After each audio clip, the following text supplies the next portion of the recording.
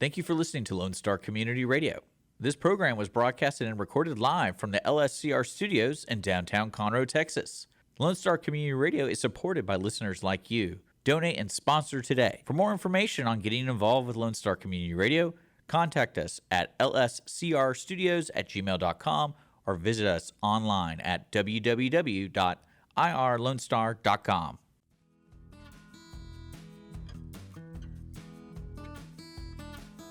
Hey friends, and welcome back to another episode of Genuine Business Stories, where we have real front porch chats that inspire success. I'm your host, Clint Strom, and today we are sitting down with a business leader who is shaking up things in the automotive and fleet industry with innovation and persistence. Our guest is Devin Spruill, the owner of Devin Spruill Enterprises and a global ambassador for Ferox Fuel Catalyst. Devin's company uses hydrogen technology to clean engines, reduce emissions, and extend engine life, transforming vehicles in a way many thought not possible.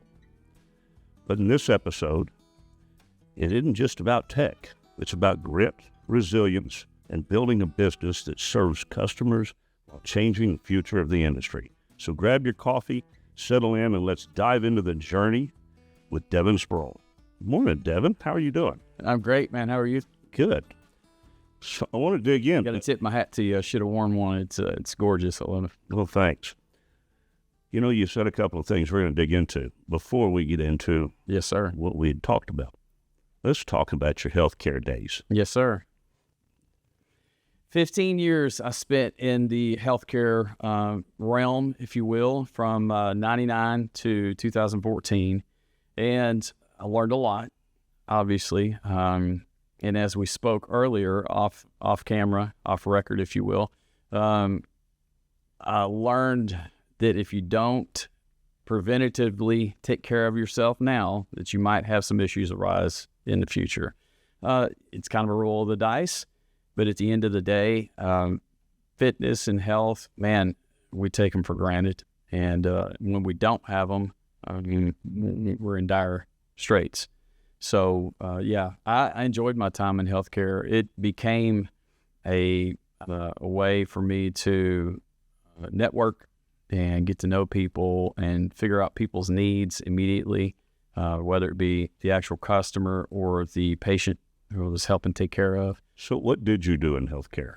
So originally, when I first started, I wanted to get my feet into sales. And so a couple of years before that, I started as what's called a durable medical technician, a DME, durable medical equipment technician. I would go into, let's just say your mother needed a hospital bed and the hospital ordered that for you through case management. They would then in turn reach out to our company, and I would go into your residence and set up any equipment that your mother may need to get along and rehab herself. Maybe say she had a knee replacement or hip replacement. She's going to need a bed that can lower and raise to her needs, or she's going to need a wheelchair for, X amount of months. Maybe she had a respiratory issue. She needs home oxygen. I did it all. I would go in and set up all that equipment for the family and the patient. And upon them no longer needing it, I would go in and recover that equipment.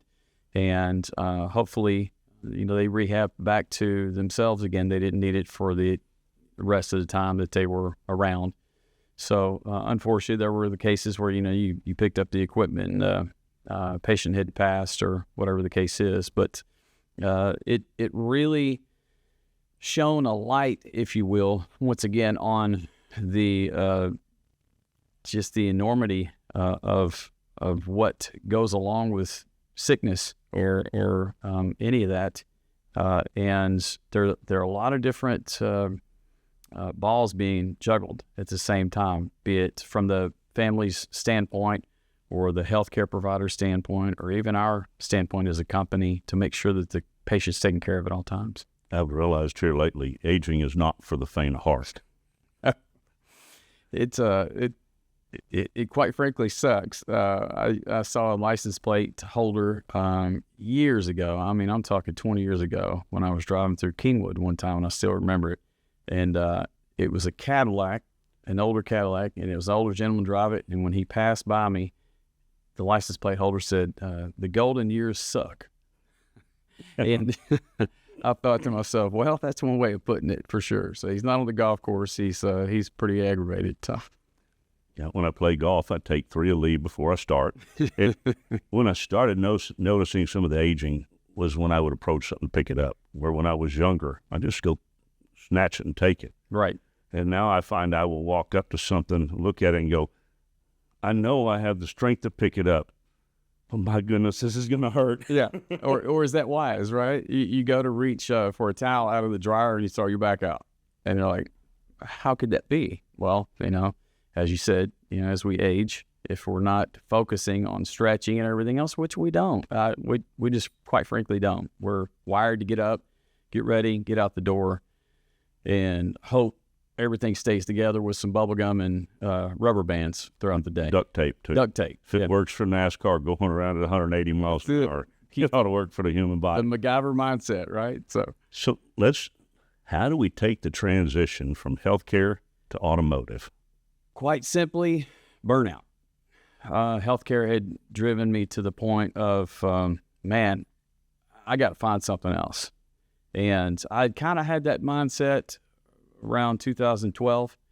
As I'd mentioned before off camera, I'm a singer in bands. And so my guitar player at the time had been running a territory for a chemical company and kept telling me, hey, Devin, when there's an opportunity arise, I want you to take this position. You'd be great. It'd work excellent for you. Okay. Well, we talked about it off and on for, a handful of years. Well, sure enough, I'm cutting the grass.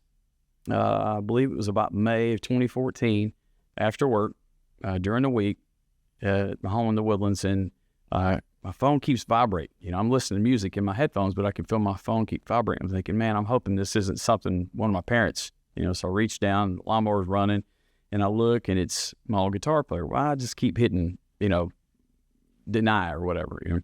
He's calling. He won't stop. So finally, I stopped the lawnmower, and I call. I answer the phone and say, what do you need?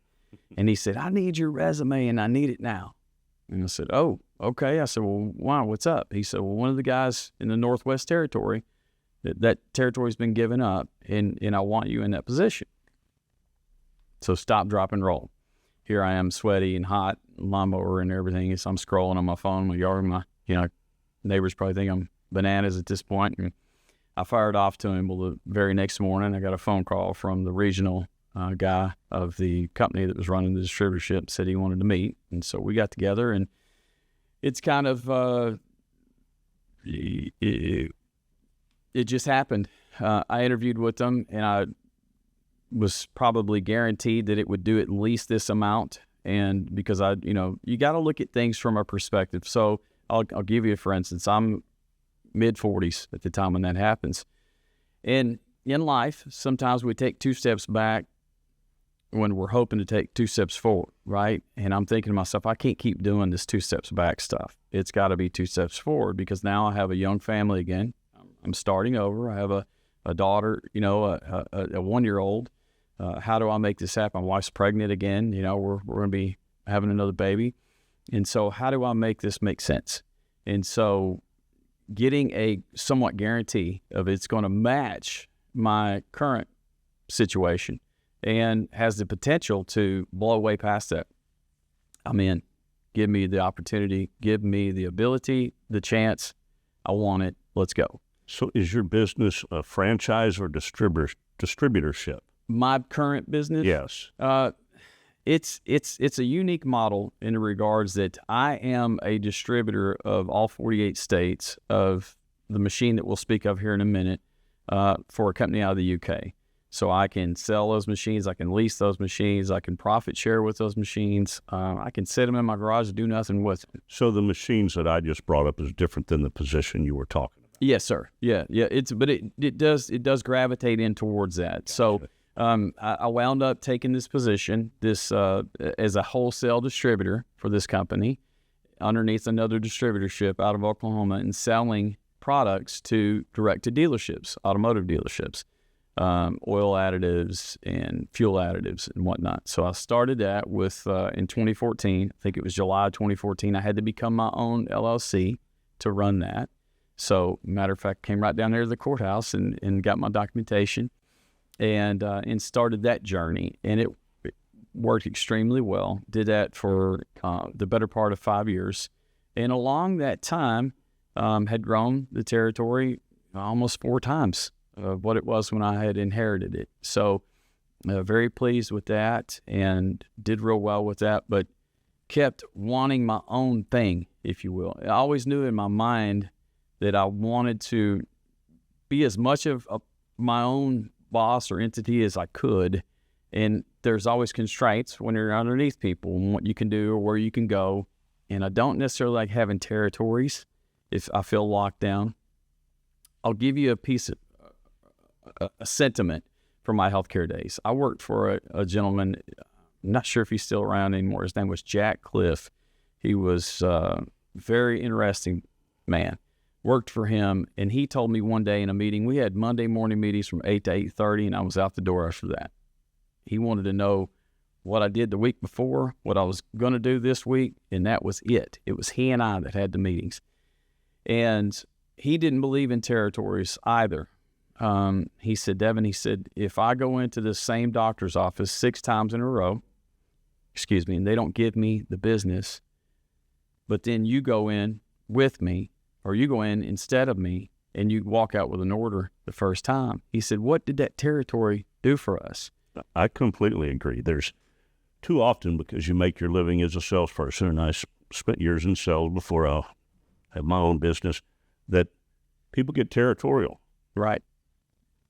Businesses will put non-competes in, and as a business owner, I understand that. But as I used to respectfully tell the company, they're not buying from you. That's it. They are buying from me and the relationship I've built. They just want your product. That's it. But it is so much on those relationships of being able to go in, and we don't all click with everybody. It doesn't mean we dislike them, but that's right. A lot of times we buy from people. There's something that you just click.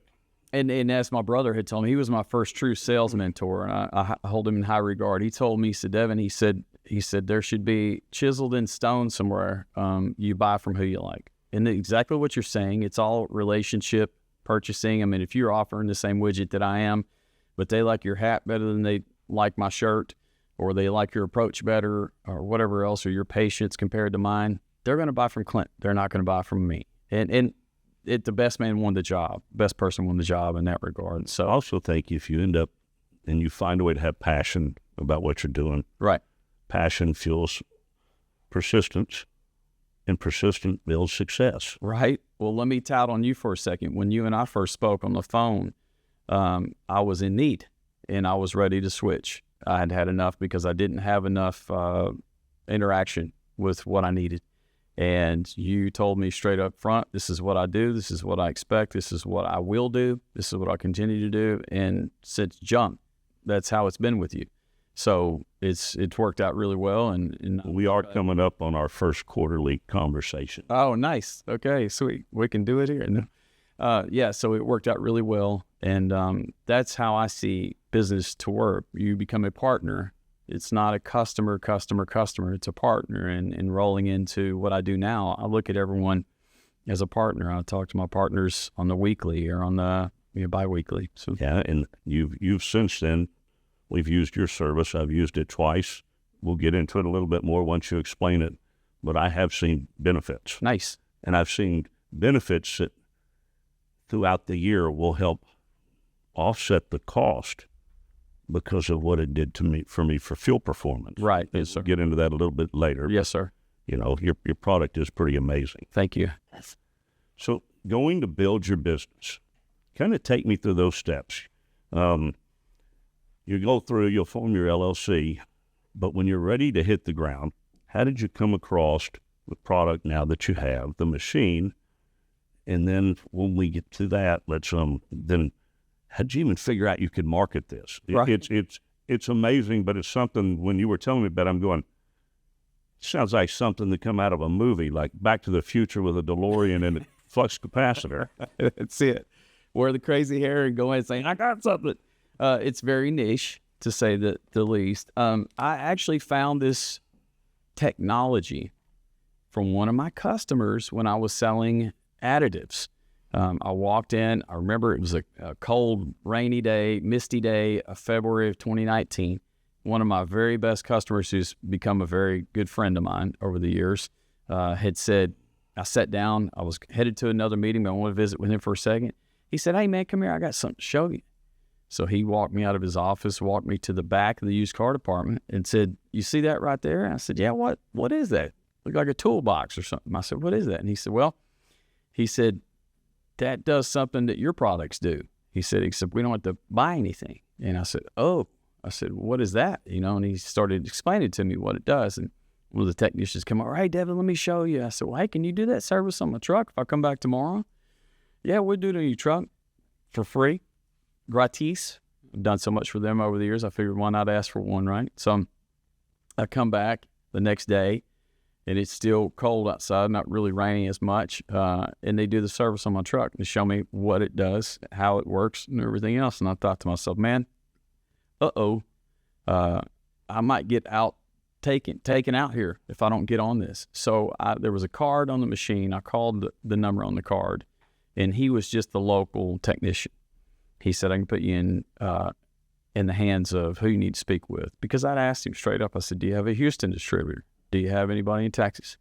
And they said, "No, we don't currently." I said, "Okay, great." So I wound up having about a 45-minute, 50-minute conversation with one of the CEOs of the company, or the CEO of the company, and we saddled up together. I said, "Man, I'm in." I said, "What I need to do?" Because one thing I will tell you is that I've noticed over the years, I don't know if it's intuition or if it's just paying attention or, all this coming towards you at once, you realize that the world is going to work differently when it wants to. And it moves a lot, and it works in different ways than you expect it to. We can't continue to think that it's going to continue to do the same thing over and over. And I needed to be ahead of things.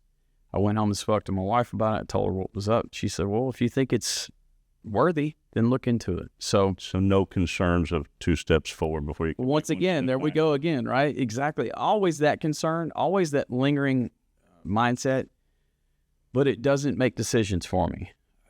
One thing I can say, it's the only way I've been able to ever see life, right, is that obstacle. How do we get over that? How do we get through it? How do we make it make sense? And I like a challenge, because at the end of the day, what are we doing if we're just here muddling around in the same stream all the time? I don't know if you caught what I said. I try to look at life positively.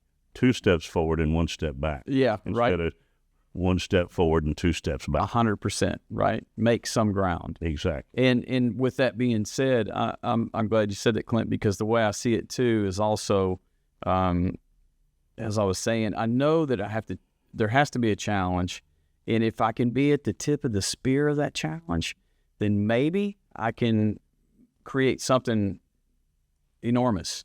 Or maybe I can be at the frontier of it all. And it's like anything else. If you're going into a new waterway to explore or anything else, you feel like you've accomplished something. And as men, I can't speak for a woman. I'm not one. But as a man, it's all about hunting and gathering and seeing what we've done, but not resting our laurels, getting enough, but understanding that we need to push on more.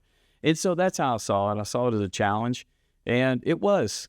I'm not going to lie. It was a challenge. Well, being in the automotive industry, Henry Ford had said, "Failure is simply the opportunity to begin again."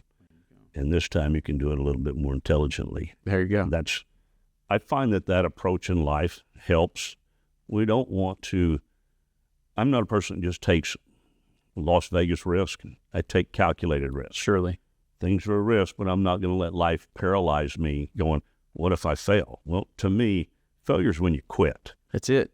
Otherwise, you just might have to change direction. And I can assure you, I'm in the process of my business changing direction and how I market my company so that I can grow the company faster. Mm-hmm. And, putting myself in the position, a lot of times as salespeople, if we go back to our business-to-business sales, when you're first starting out, this is what your boss tells you. Make the calls, quote more. Right. Do this, do this. And what I've learned is that doesn't always work. You have to figure out for your own personality what makes you most successful selling your product or promoting your business. And instead of going the old way of just go out and continue to call. Well, if you're not good on the phones, then you probably better mix that up with some of your phone calls to some business-to-business, face-to-face. I'm somebody that I hate to call you, meaning as far as cold calls. Right. But I have no problem walking into your business and saying, hey, how are you doing? It's kind of what you're saying is, to use the automotive pun, you have the hood raised and you got the wrong wrench. Yeah. And you just stay there for 2 hours just trying to figure it out, but you can't get it done, right? At the end of the day, you look at the title of your podcast here, Genuine Business.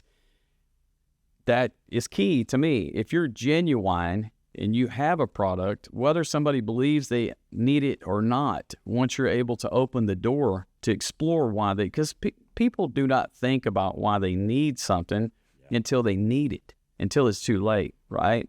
And so understanding and explaining this to them, it's kind of like what you did when you walked me through the entirety of this is what your business policy is going to look like, and this is why you need this, that, and the other. I hadn't a clue of any of that. And I'd had the same agent for 6 years. Well, and it's the same way as when we discussed your product. It wasn't here, just do it. It's like, Devin, tell me how this works. Right. I'm spending my money. Exactly. And we'll get into that part of. So at this point, you've secured the deal to distribute the product. You've now got your business.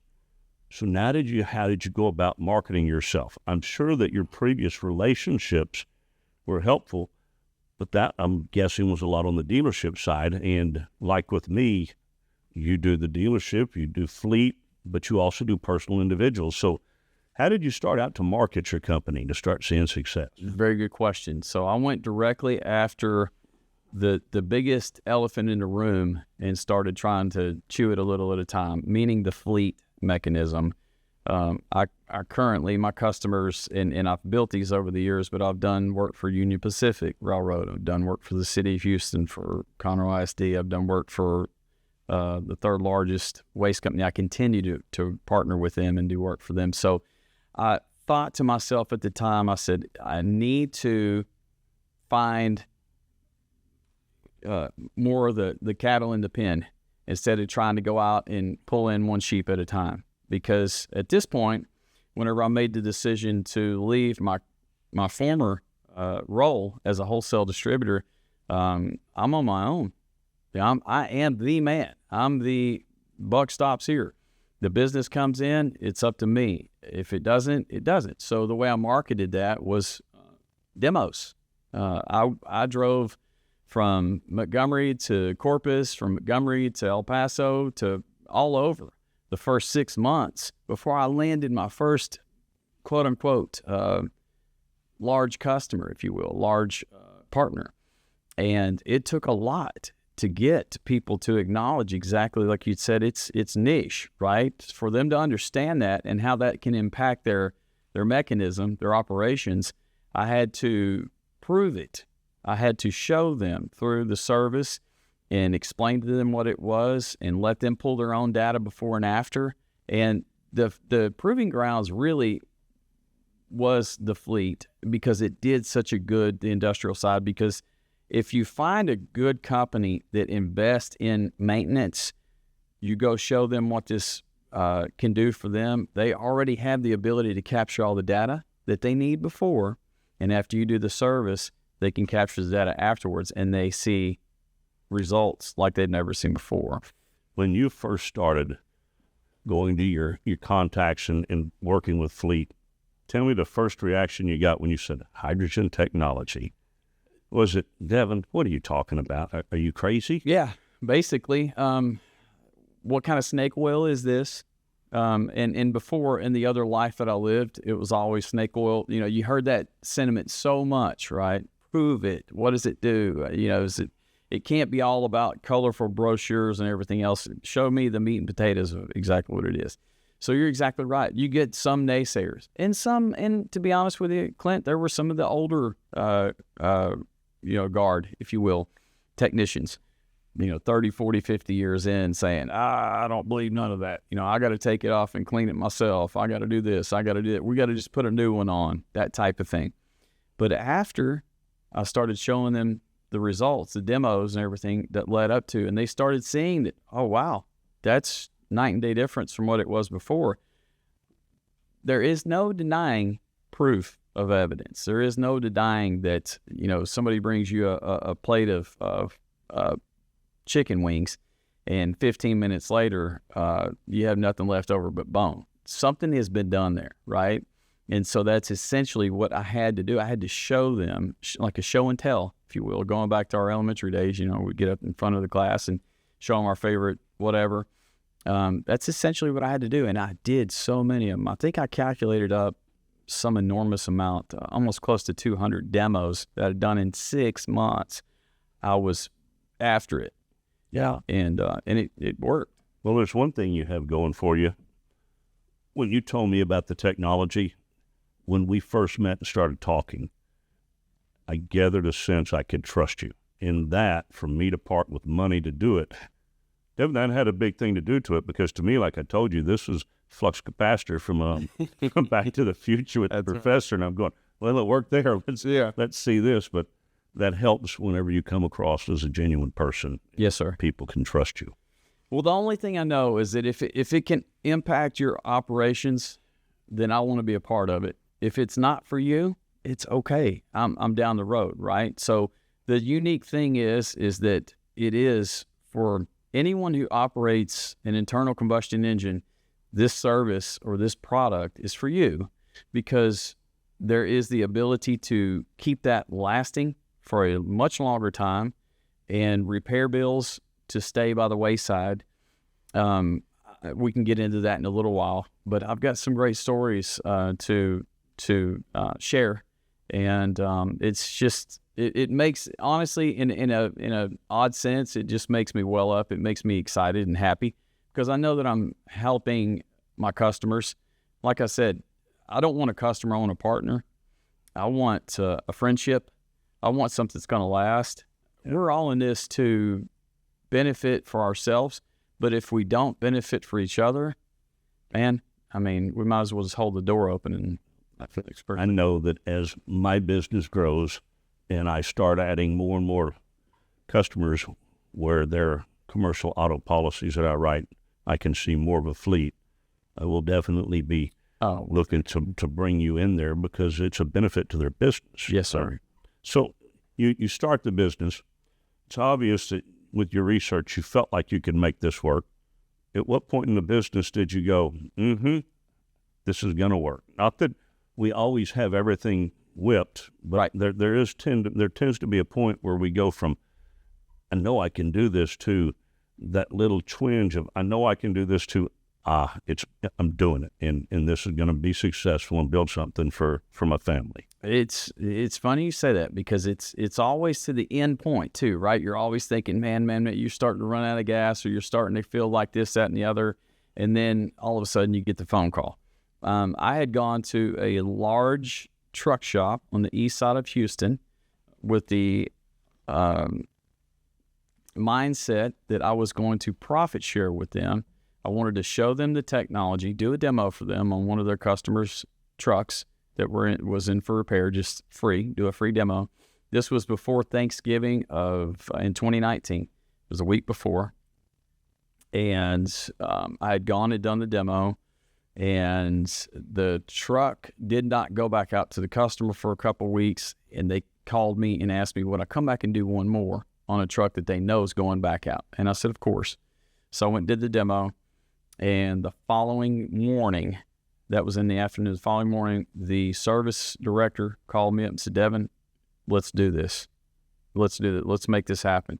So what that entailed was me bringing my machine in there, leaving it in their shop, and then upselling it to their customers as they call it a diesel induction service.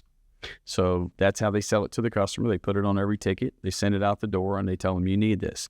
It's a preventative maintenance item. It's not a repair, but it's just something that they need to have done annually, sometimes biannually, depending upon what type of operation it is.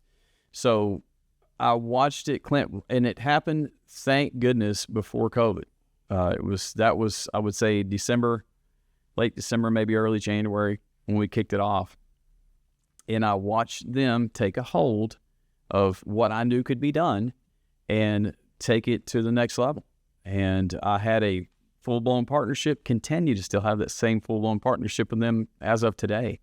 And so that was the pinpoint notification to me that it's happening. It's done, and you don't have to maybe dip into your savings anymore. We're gonna start paying you, son. You're gonna make some money, and you can be happy and take some relief off.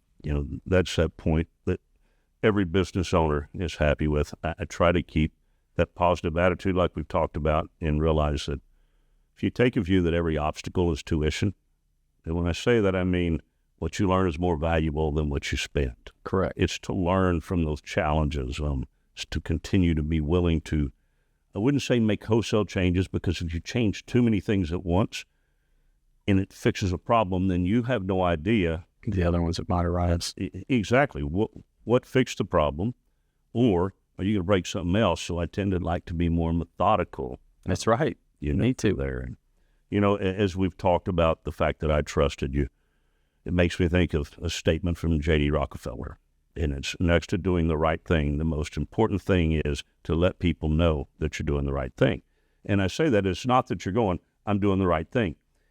It is like you and I did with doing business. We explained what we were doing, and a lot of people, I think a lot of salesmen don't necessarily get into the weeds. Right. Whether it's your insurance coverage for your business or what you were doing to my vehicles, I believe you always need to know. Otherwise, you really don't. You're buying a product. Oh, I see a difference. But I think when you can give people knowledge, it's power to help bring repeat customers in.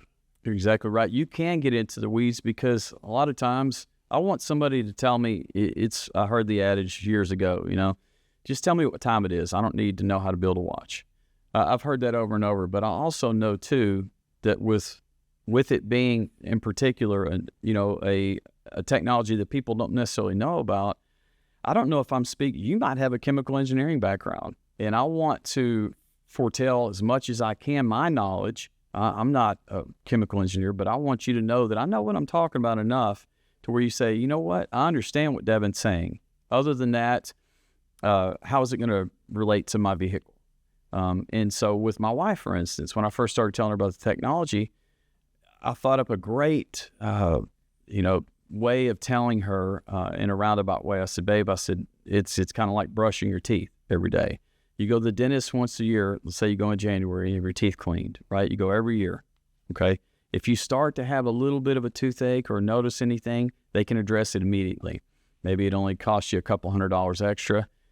But if you continue to wait and you bypass that dentist and you go 2 years later because you got a massive toothache, well, they have to do a root canal or whatever. So several $100s later, or even thousands of dollars later, you're addressing the issue that you should have done. You should have maintained it from the beginning. So I kind of, laid that analogy in her lap to let her know exactly what it is that I'm doing, how it affects vehicles from the fleet standpoint or from the everyday driver. And once she understood it like that, she's able to know that I do. It's still funny because she'll say, he does something with the engines. And, she doesn't go too much. She knows a little bit enough to get her in trouble. But she has shaken the tree for me a few times, and it's turned out well. So, I was in a network group with your wife for a while. But I never knew that she was your wife until after we did business, and I walked up to her and introduced myself, and you could see this kind of look on her face, and who is this guy? And I'm going, I handle your husband's commercial business insurance.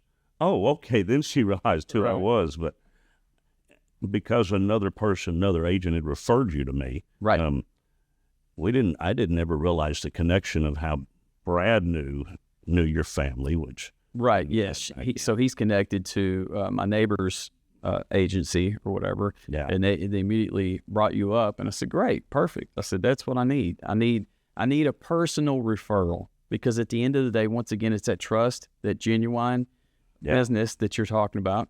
If you can go off of that's large. And so I'm like you, right? I heard you mention it a while ago. the whole cold calling aspect. I don't mind doing it because it's part of sales. It's part of owning a business. It's what we have to do. But it sure is nice when, hey, somebody calls you randomly, hey, I got your information from Clint, and he said you do this, that, and the other. How could that affect my vehicle? What are we looking at here? Okay, great. It's always nice to have that because obviously that person trusts you and they want to hear what you had to say about it. And it kind of all rolls together. It's not just going out there and sticking your hand out and saying, hey, I can do this. Hey, I can do that. I like more of an organic approach. At the end of the day, too, you do need to shoot people with a fire hose because you need to spread and grow your business. Yeah. And with the automotive industry, like the insurance industry, we have to show people, find a way to show them they can trust us. Right. Because I think that both industries can be painted with a pretty broad brush. Mm-hmm. And there's no instant gratification for what I do or what you do because it's an expense. Right. And it is, if people are getting their cars fixed or maintaining their cars or paying for insurance, it is not like if you're grabbing a burger and you're spending money, but there's been instant gratification. Yeah, it goes right to your belly. So when you have instant gratification in society, it's good. But when you have things, I'll have people all the time tell me, I hate insurance. I'll tell them, you know what? I don't like it either. But guess what? You won't hate it if somebody sues you in your business and you get to keep that business. That's it. Or you won't hate it if you don't maintain your vehicle and the next thing you know, you're replacing that vehicle because you did not maintain the longevity of that vehicle. And at the cost now, oh my goodness. I look at the prices of new trucks now compared to when I bought mine just in 2015. Out of my reach. And it's like, I don't have the stomach for that. Trucks now cost more than the first house I purchased. True story. And you're going, wow. Yeah. So, and you still have to put fuel in that. It's like everything else, right? It's like, man, you just see it as an expense, whether it's through your business or not. You need to be mindful of how you spend your money, period, in the store, whether you're, just a normal everyday Joe or you're a business or corporation or anything else. There has to be value attached to everything, or there's nothing. Yeah. So for those that are not technical, explain how the hydrogen system works in simple terms. In simple terms, in layman's terms, I'll explain it the very best I know. So I have a hydrogen generator. It's about the size of a microwave oven, if you will. These are the machines that I can sell, lease, or profit share throughout the country, all 48 states. I purchased them from a company out of Europe. It produces oxyhydrogen gas up to 99.23%. And how that works is you plug the machine into voltage, so either a standard 120 plug at home or a garage. For me, when I do these out in the field, I have generators. So I have 2 generators because I do 2 machines at once generally when I'm doing a lot of trucks. I can run 2 machines at once. The technology is such, there's distilled water that is mixed with potassium hydroxide, which are come in little bitty flake packages. That is a special blend that I purchase. I mix into the machine. It has a tank inside of it, roughly less than a gallon tank. When you put electricity to that mixture, it goes through, for lack of a better term, electrodes, and it throws electricity to that mixture. It creates hydrogen gas. Okay, so I don't store it. So when I drive around and I'm in my truck and I have my machines in the back, there is no stored hydrogen in there whatsoever. So I don't have to worry about, and I explain this to you as a policy. If anybody rear ends me, they just tear the machines up and they just they're not going to blow anything up. We're not going to have to worry about this side of Conroe going off or anything. So I create the oxyhydrogen gas. It's then fed from a heater hose, which is a service hose, into the airbox of the vehicle. So like, for instance, when we did your truck, when we met in the parking lot that time, it's been, beginning of the summer maybe, I think. Yeah. A while back. Your truck was running at temperature, 160-ish thousand miles. I can't remember how many you had on it. I think actually 180. 180, and you had expressed that you'd had some things done to the engine, and several $1,000s later, here we go, right? So what I'm doing is I'm putting oxyhydrogen gas through your air box that's going to be fed into your combustion chamber. That oxyhydrogen gas is positive, and the carbon deposits that have been created that are inside of your engine on top of your pistons, the ends of your fuel injectors are called the pintles, where they spray those, the valves on your vehicle. All of those have carbon deposits from naturally occurring instances, because oil, after a while, I don't care how religious you are, for lack of a better term, on your oil changes. If you do it every 3,000 miles, every 5,000 miles, and you keep it right where you need to keep it, deposits happen because you're burning fuel, and it has distillates in it, everything else, it's going to be left over. So with those deposits that are trapped inside of that engine, the only other way used to that we'd get them out is take the engine apart, the top part of the engine apart, and you would do what's called a walnut blasting, where you would take shells of walnuts that have been ground down to nothing, like almost sand, and you would literally send them through high pressure into a machine. They would take the head or take this out, and you spray all those carbon deposits off and put them back on the vehicle. That's not very cheap, you can imagine, right? You're going by labor rates in dealerships or wherever else. So how my service combats that, or how it, lack of a better term, one-ups that, there is no disassembly.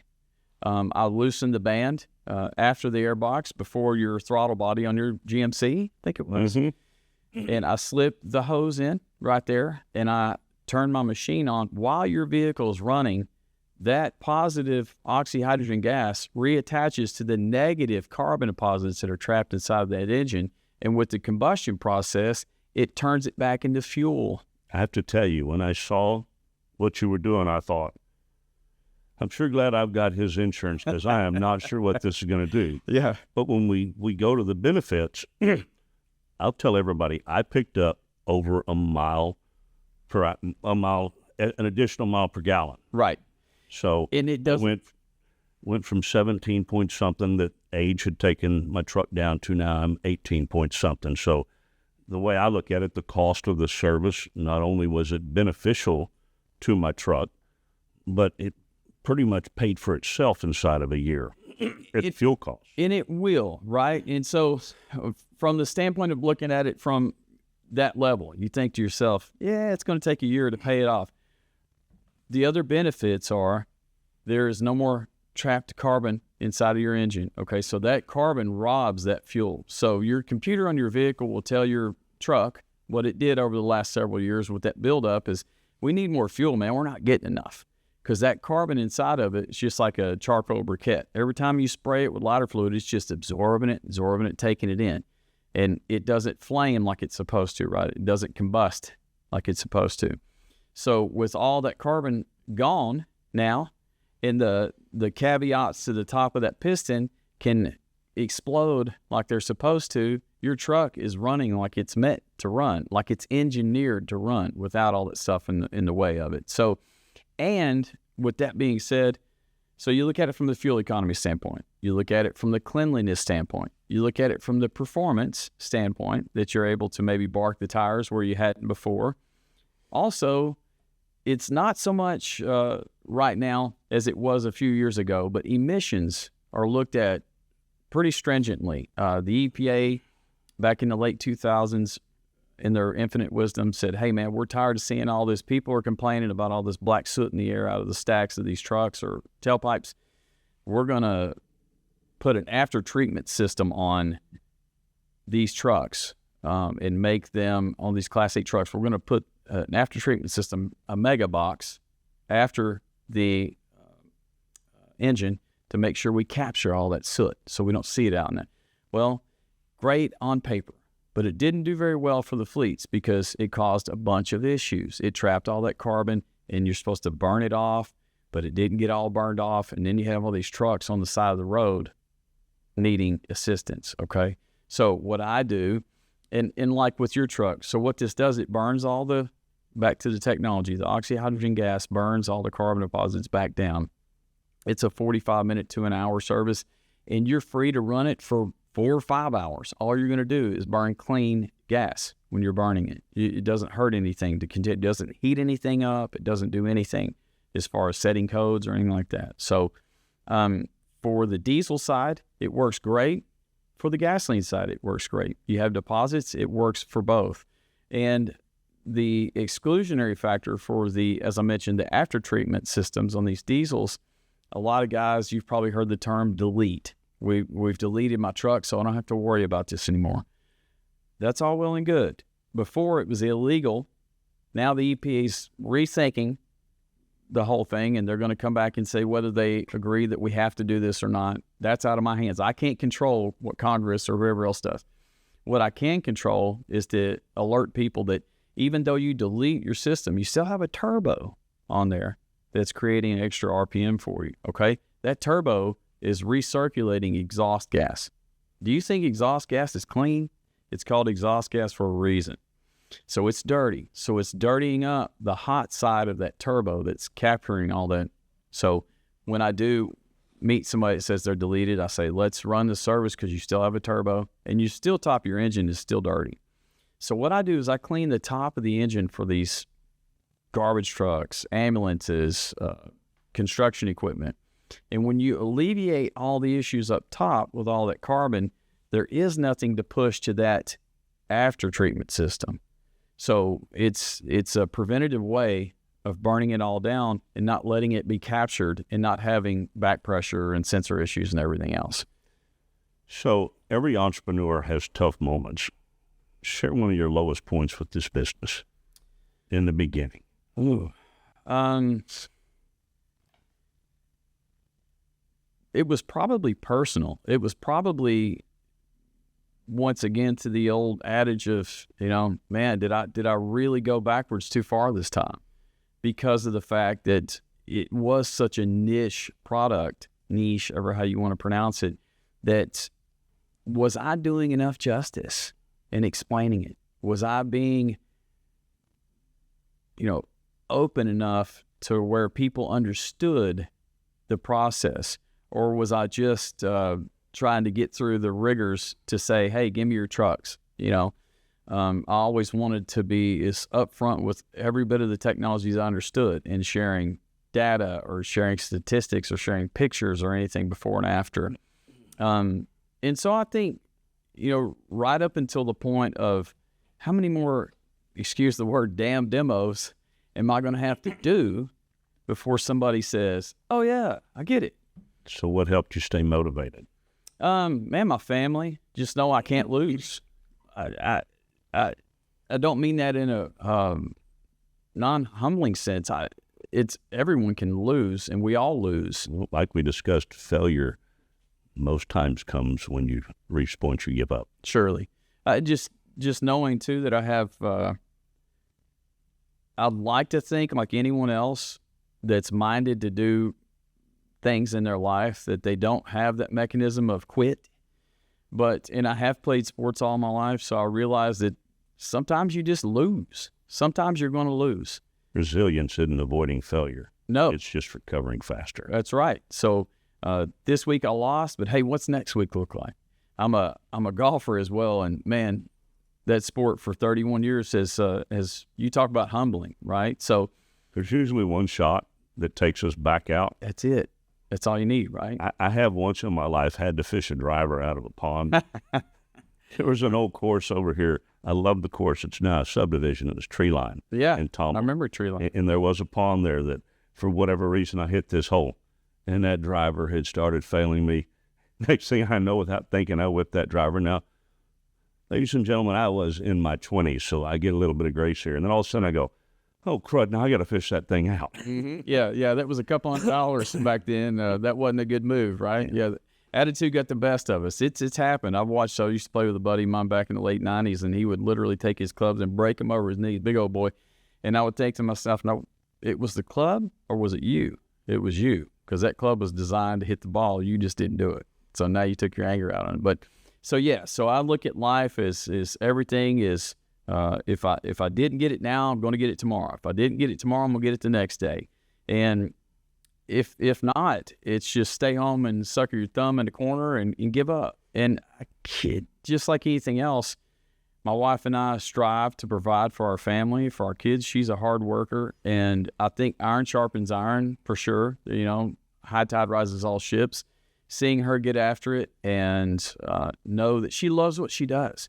She doesn't necessarily, you know, per se want to have to do it, but knowing that she is passionate about her line of career or choice or whatever, as the old saying goes, you know, if it's you'll never work a day in your life if it's something you love. Yeah. Andrew Carnegie said the people who have succeeded are individuals who have chosen to stick the line and hold it. And, Right. And that is something we've talked about throughout this show. So what has been your proudest moment so far in your business? Wow. I mean, I would have to say, without a doubt, it's the phone call you get, and this has happened a handful of times, is that we want to do this as a staple of our maintenance. In other words, you know, you go out and you do a handful of trucks for a company, and you do another handful of trucks for a company, and you suggest to them that this is either a biannual or an annual service, depending upon what operation they're running. And when they reach out and shake your hand and say, "Hey, Devin, we're committed to doing all of our trucks with you for the next, you know, foreseeable future," that to me brings more happiness than anything else. I don't need paper. I don't need a contract. Will you sign here saying that that's the case? How did the company tell you? You received that phone call. How did it change their business that led to that phone call that they gave? I love that you asked me that. So one of the waste companies I've had now since August of 2019, last 2 summers ago, I met with and they had already committed long ago that they were going to continue to do these at so many depots around in Texas. But he was the reason why my business happened for them, and our partnership took flight. He and I will meet still to this day for an hour once a month when I go to the Austin Hill Country area, Corpus, wherever I go to do these services. He said, "Hey man, I just want to let you know." He said, we don't, it seems like we talk about everything else, but he said, "I want to let you know." He said, I went back and ran basically a diagnosis of all the issues. He's the fleet director of all the issues that we'd have related to after treatment before you came on with us and then after. He said, we were having anywhere between 5 to 7 a week at each depot that you're doing before you showed up. He said, "Devin," he said, "we've had 2 in the last 4 years." I think it was 2 summers ago. So it's been 6 years. He said, "We've had 2. One of them was just a truck that was aged out, that there was absolutely nothing we couldn't repair it anymore, so your service wasn't going to do anything for it anyways. And the other they pinpointed was electrical. Well, I don't have any position in the electrical diagnostics. I deal with carbon."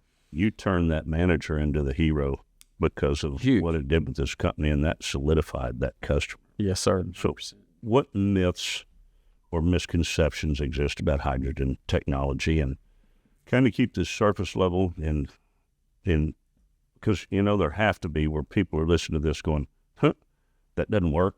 So dispel some of the myths. Well, right. One of the myths is exactly what you say. I don't see anything coming out of the hose. Okay. You can hear it. You can't see it. So if I took my generator, turned it on with that hose, and when it cycles up, shows the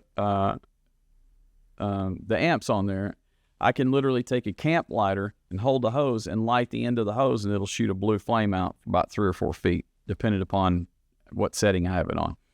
So there is obviously a volatile fuel coming out of the end, a gas, if you will, coming out the end. The other one is, you're going to blow up my truck. It's hydrogen. Somebody hears hydrogen and they think hydrogen bomb. They think it's going to decimate, the whole. I'm going to be giving Clint a call saying, "Hey man, I need to, use the insurance." It's never happened. And I've been a part of thousands of services. The only precaution that you'll need to take, and that's from the servicer's end, is that some of these larger Class 8 trucks have a default timer on them, to where if your butt is not in the seat 5 minutes after you're in there, it's an idle timer, the truck will cut off because they don't want you smoking up the environment, running, whatever else. And that can be default. You can take that out. But some of the garbage trucks or whatever else have it. So when I go to do those, I have to make cognizant awareness that whenever I'm doing the service, that I have to have myself in that seat so it won't go off. Because what could happen is, let's just say that I set this truck up and it's been going on for 15 minutes. Well, I come back to the truck because I was in the bathroom, or I come back from a different truck and the truck's dead.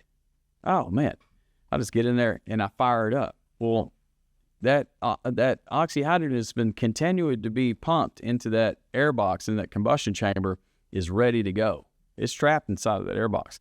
And so if I fire that truck off, there is the potential of that exploding. Now, to what degree? Couldn't tell you. I've never seen it done. I've seen it done inside of a plastic drink bottle like you've had there. I've seen somebody light that on fire and watch it pop or whatever. But I've never, fortunately, seen one done in action. So Sounds like that with your customers, you teach first and you sell second. Yes, sir. And when you do that, then those customers become a partner for you. Yes, sir. So, Devin, you're a business owner and you're a family man, wife and 2 kids. Actually, a wife and 4 kids total, but 3 between she and myself. So 4 kids. How do you juggle it all? Man, and I'm not one for patience. I'm a Capricorn.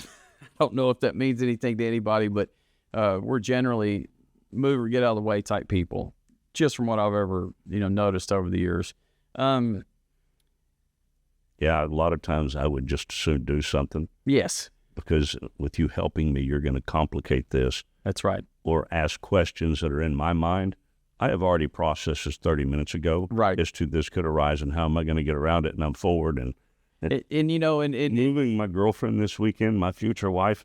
You wanted to do it all by yourself. She let me know the day after that I got just a little testy at times. And I told her, I said, I didn't realize I did. I said, first of all, at my age, I was hurting. And second of all, you were asking questions why I was needing to move forward to get this move done that in my mind was like, I've already resolved that. Why are we talking about it? Right. And I told her, I said, generally, I try to be patient when that happens because people don't know what's going on in your head. But I said, with the discomfort, that patience wasn't necessarily there. So you have type A personalities. Yeah. It's hard to sit back, right? And I'll complicate it just a little bit more, Clint, if you will. We homeschool our children. And I say we. My wife would be the first one to backhand me if she heard that. She does it. She's their teacher.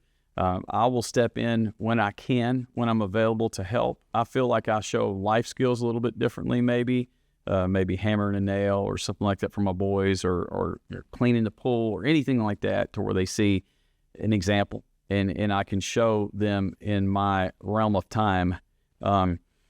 It can be difficult. I think that I'm fortunate enough to partner with the right people. I don't want every customer, and I know that sounds, what are you talking about? That's weird. I don't want the customer that doesn't understand the entirety of the process. Not every customer is a good customer. True. Some customers, even when you're getting paid, they can cost you money, and we all have to realize that there are times there are just personalities that if they come to you with a bad taste from a previous person, sometimes you want to walk it at that time because they're already not happy. Right. Now, there are times it can be taken out on you, and you're going, I'm just not put myself in that position. You're right. So I just look at it with the family first, glasses on at all times.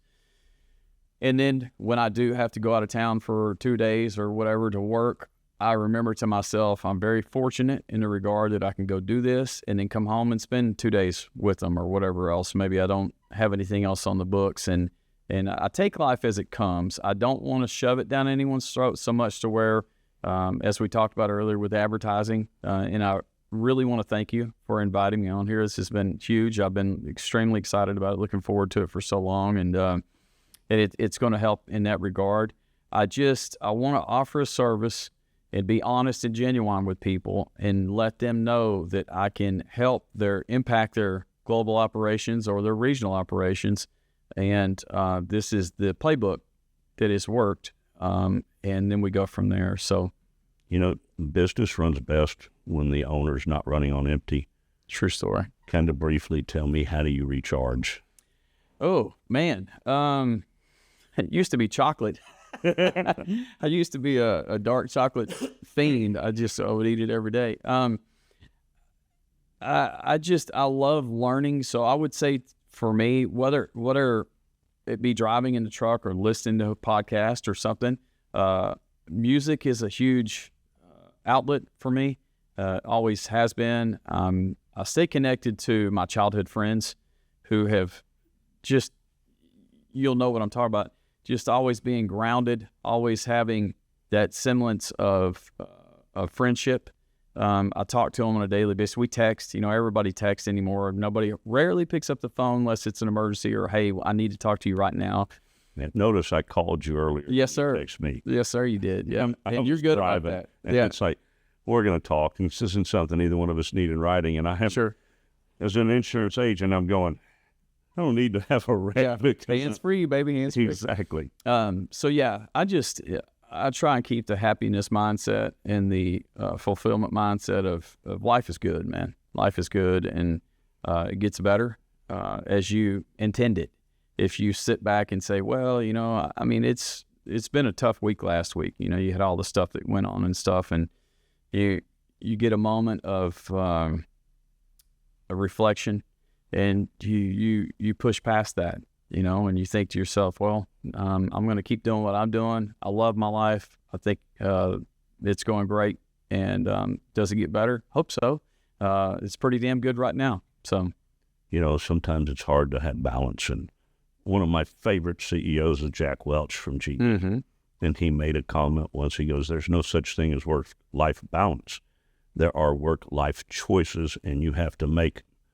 Without that, you don't have balance. So, and that goes to the point is, as a businessman or woman, you have to make sure that you're making the right choices for your business, but showing a little balance with your family. You're right. I look forward to any moment that I get, whether it's sitting down eating lunch or whatever else that takes your mind off of it for 2 or 3 seconds or whatever. It's great. I got advice from my former father-in-law years ago. It was one of the only things that he's passed now, but one of the only things I can remember that came from him that succinctly affected me was, and I'm sure he got it from Confucius or someone like that. It was probably an old Chinese saying or something, but he said, life is like a wheel and it has spokes in it. And if one of the spokes is too long, the wheel's not going to roll right. If it's too short, the wheel's not going to roll right. So balance is very particularly important to how your life is.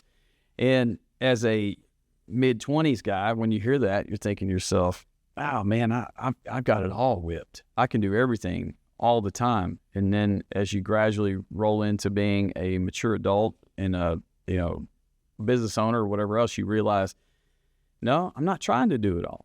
I'm trying to do segments of this, segments of that, segments of this. I will tackle an issue when it needs all of my attention, but I'm not going to live in that. I'm going to move on to whatever else and roll on down the road. The future belongs to those who adapt before they're forced to, like what you did with your business. Yes, sir. When you were selling the products and then realized when you come across this technology, this could change the face of business with vehicle maintenance. Where do you see Devin Spruill Enterprises and the hydrogen technology over the next 5 to 10 years? Wow, that's a pretty deep thought. I would say, depending upon, globally, I would say it's a force, and it's supposedly this technology had been implemented in China in the late 90s and had graduated to Europe in the mid 2000s. Finally made it over here about 10 years ago or so, and I'm glad to be a part of that. But for the U.S., I see it on the industrial side having a lot more favor, if you will, than, EVs. There's so many of them out there, but what I can tell you from the standpoint of knowing industry selectives, that EVs just aren't enough for the construction mindset field as far as yellow iron or the fleet mechanism. It's just not enough, and there's not enough energy for all of us for all these trucks to be on the road at the same time. So I don't see my business being affected by the EV experience, if you will. I kind of feel like that'll fade out a little bit more so, but I see the product and the service continuing to reach a stratosphere. Hydrogen fuel cells somewhat intrigue me. I would love to see that happen. Advice is free. Implementation is priceless. What is one piece of advice you would give upcoming entrepreneurs before they start?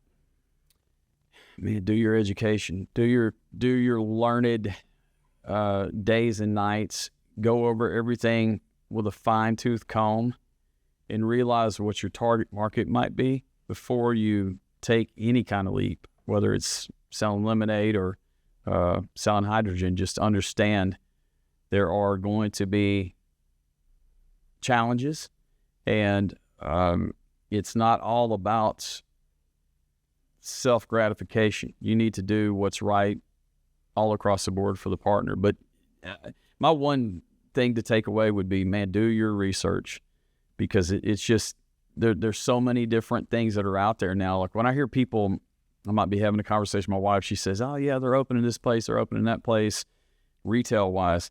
Man, I cinch up kind of hard, because retail's a tough market. It's extremely tough right now, whether it be a restaurant or whether it be a store, a storefront or anything. Leases are out of control, rents and stuff.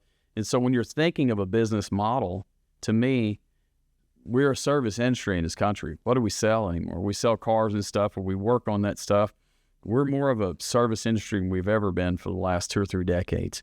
So the way I see it is how can I, as an entrepreneur, I'm looking for somebody to figure out a way of combating an issue that's very vitally important. And when I see that, I say, man, you're on to something. You've got something. I watch Shark Tank probably way too much. We used to watch it as a family on Friday nights, and now that football season kicked back up, it's kind of hard. But it's one of those things where you see somebody's product, you see their service, and you think, man, that's great. But like the Sharks will always ask them, why are you going to retail with this? Continue to do what you're doing. You're doing great. And sometimes, like, acknowledging that I'm doing fine. I could be doing better. I want the whole world to use my product or service. At what expense? Once again, we're talking back to balance. What expense? Do I miss my kids getting, scratched up knees, riding their bikes in the street, or do I miss anything else in life? I'm not going to miss that. I'll do what I need to do, and I'll continue to forge on. But as an entrepreneur mind, man, you need to find something that somebody needs, and I would strike on that as hard as I could. Yeah, I think with the emergence of AI, service is going to be where people are going to want to head towards. Yeah. Bringing up Shark Tank, Barbara Corkin, she's the one that says, don't you dare underestimate the power of your own instinct. And for me, for businesses, that gut instinct, don't ignore it. It sends us in the right direction sometimes, but I've also found in life that gut instinct has kept me out of trouble, because it just, for me as a Christian, it's that still small voice that tells me, don't do that. So, Devin, we're going to head into the lightning round. Yes, sir. A little fun. One myth about hydrogen technology you wish people would stop believing. That it doesn't work. Funniest customer reaction when they've seen your tech work. Oh, man. There's been a few.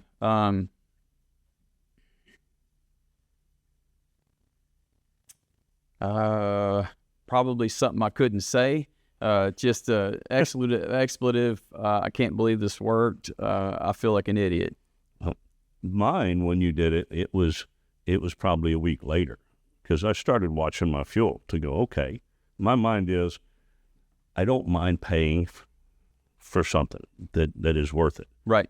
example, when I go in and eat in a restaurant, there are some restaurants that the bill comes in at $75, and my mind is fine paying that. And there are other restaurants I come in at $75, and I'm going, I'm at Chipotle. How did this happen? what the heck is this? And it didn't worth it. Yeah. Fleet owners versus personal car owners. Who's harder to convince? Fleet owners. Hey, we've got these guys in the shop. They're going to take all this stuff apart and clean it by hand. Hey, we've got these guys. They're going to soak it with this. They're going to soak it with that. Well, why don't you allow those guys to continue to work on hydraulics or on wheels or on brakes, and I'll do the other for you. And this is how it works. And so, yeah, they're a tough nut to crack because they've been around, as I mentioned earlier, the old guard, those guys, they've been around for 30, 40, 50 years. This don't work. It can't work. And they're definitely harder, for sure. Favorite local spot to unwind after a long day? Oh, man. The backyard swimming pool. I'm all about floating on my wife's big, whatever it's called, fun boy float. And until she flips you off and takes until she comes out. As soon as I hear the door open and I look up and I see it's her, I just kind of roll over and assume the position because I know it's hers. So this last question is something I'm told I cannot do. It's impossible for me. In one sentence, why Devin Spruill Enterprises? It's the one sentence that I'm told I'm not capable of doing. Okay. I'll do the very best I can. It may be a compound sentence, but it will be one sentence. Partnering with Devin Spruill Enterprises will allow your operations to move as efficiently as possible with a true dedicated service and or product that will impact you for years to come, period. Yeah. Devin, thanks so much for coming on with us today. Yes, sir. Thank you. Giving an education of your hydrogen technology that cleans an engine. It's been a pleasure having you on. I'm going to give a shout out to Lone Star Community Radio. It is a nonprofit radio station. This show is here because of my producer, Dick. He's amazing handling the show. And I want everybody to please realize that with it being a nonprofit, would love to have you consider donating. And if you're enjoying what you're hearing and you're going to tune into another episode, consider becoming a sponsor, or simply share this program with a friend. Until next time, keep showing up, keep building, and keep it genuine. Thank you. Thank you.